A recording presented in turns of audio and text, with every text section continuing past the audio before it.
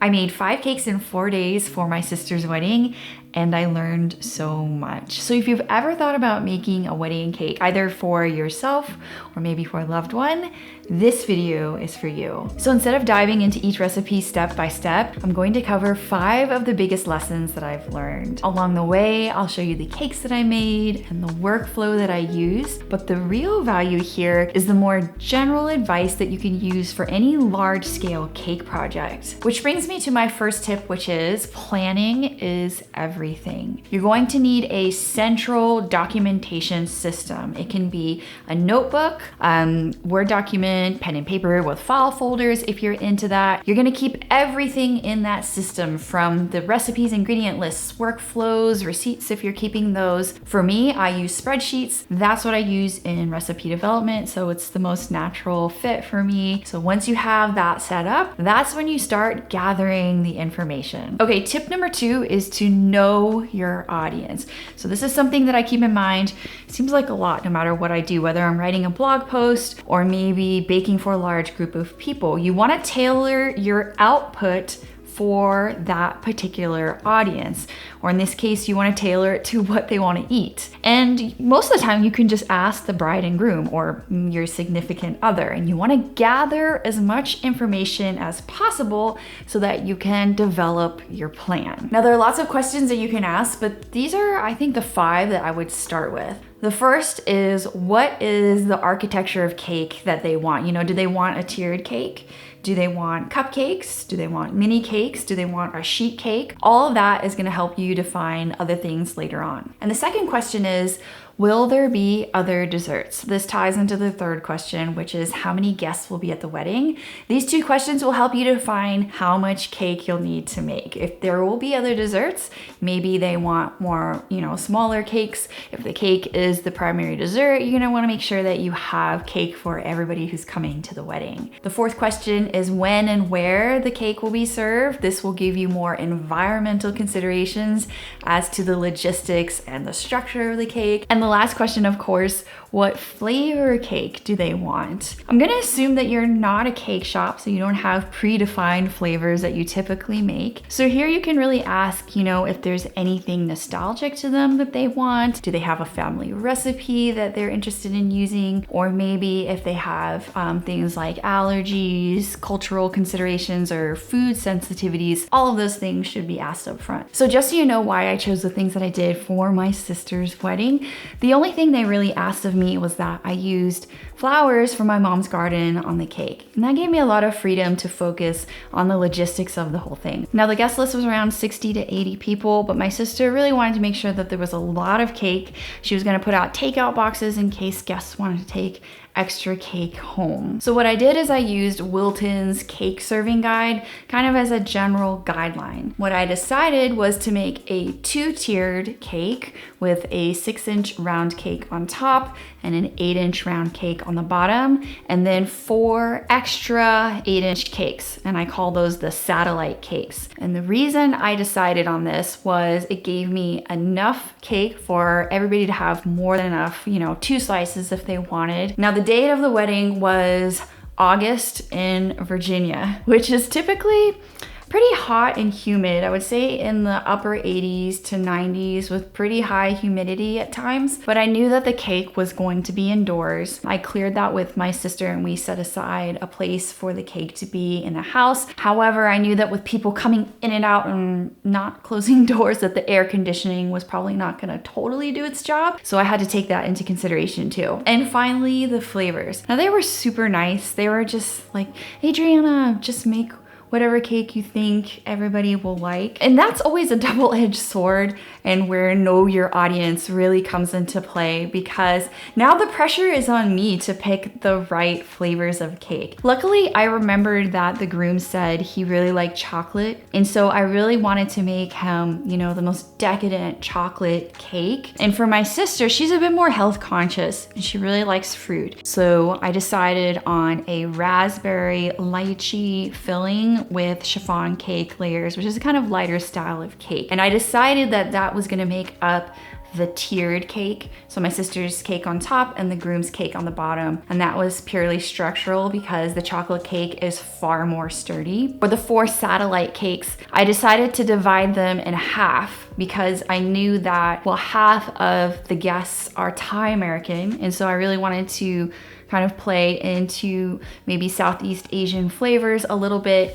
And so I made a larger version of the lychee raspberry cake because I knew that one would be popular. And then I made a Mango+Yuzu cake also with chiffon. For the other 2 cakes, I leaned more classic American. I made a version of the groom's cake instead of just like regular chocolate mousse filling. I used miso salted caramel, so it was a miso caramel chocolate cake. And the last one was my ultimate carrot cake with brown butter cream cheese frosting. And this brings me to my 3rd lesson, which is nothing new, only tried and true. You have to practice these recipes and the workflow so that you become comfortable when it comes, you know, when game day shows up, you can just like knock things off your list. And ideally, you're going to want to test these cakes in the workflow in the same environment that you'll be using for the actual cakes. Now, this is not possible for me, so I took copious notes and I practiced my workflow as much as I could before I left. And what you can do is test smaller batches for flavor matches to see if you like it. By the way, if you want to try out frostings on my site and smaller amounts of cakes, I do have mini versions of everything. And so what I typically do is make little 4-inch cakes and then 1 cup tester recipes of frosting to make sure that I like it. And then you can move to larger cakes for logistics. And as you test, you want to keep track of how long each component takes to make. That's how I developed my workflow and how I was able to squeeze everything into 4 days.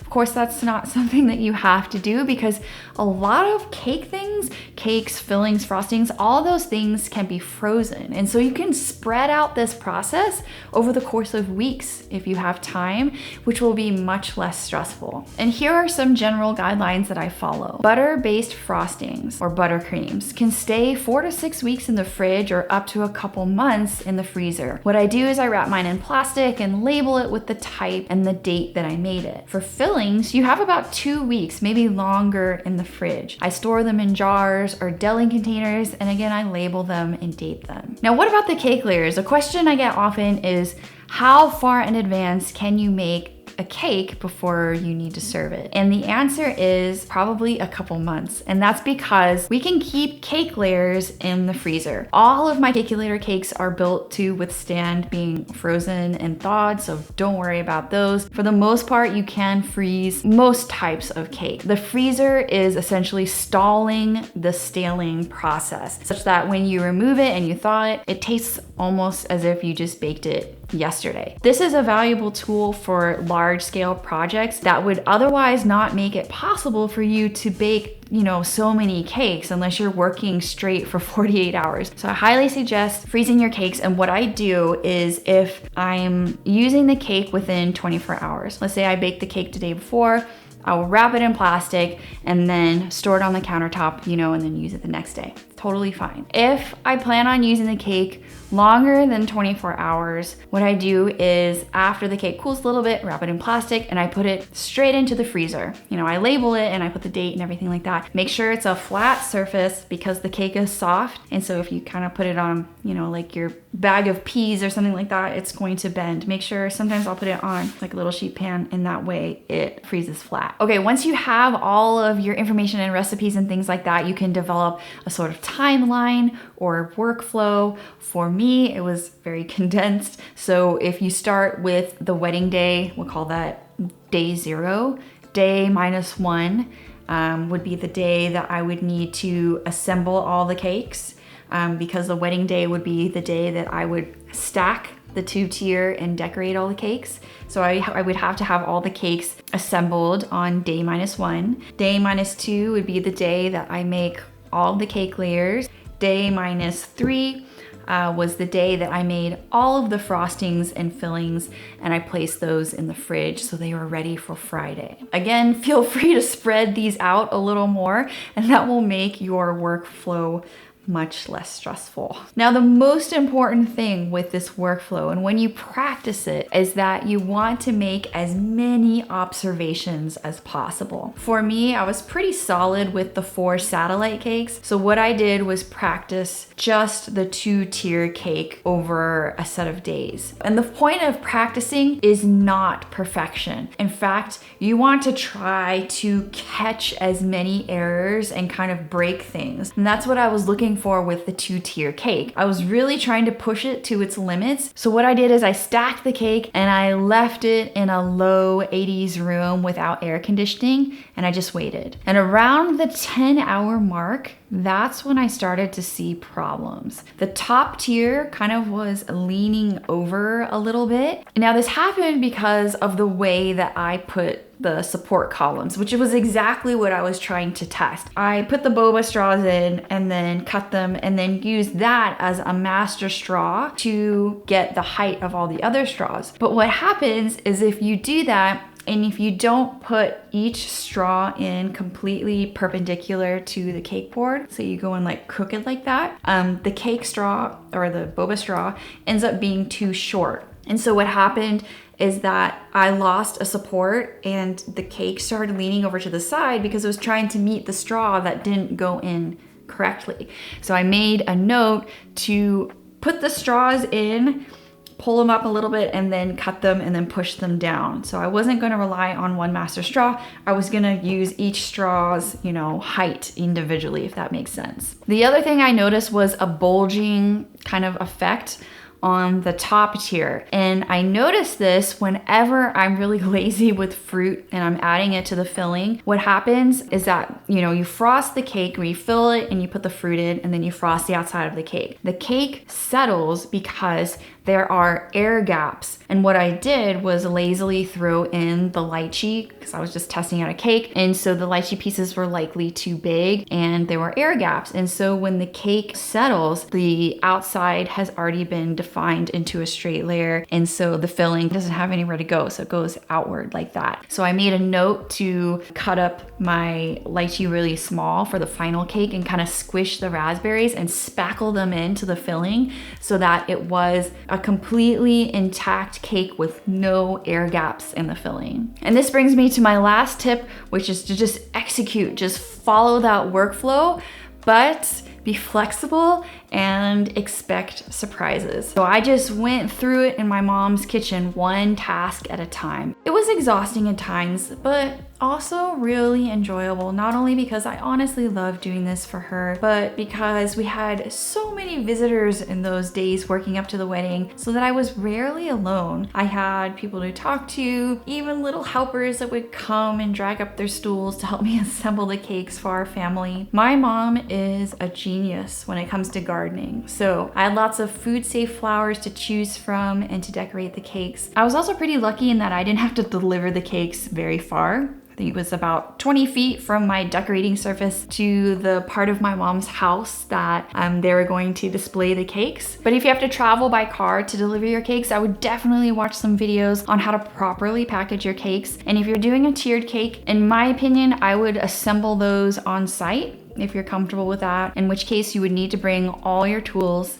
extra supports if you need. I like to use a little round tip, tiny round tip to seal the tiers, and then maybe like extra piping tips if you pipe designs on the outside of the cake.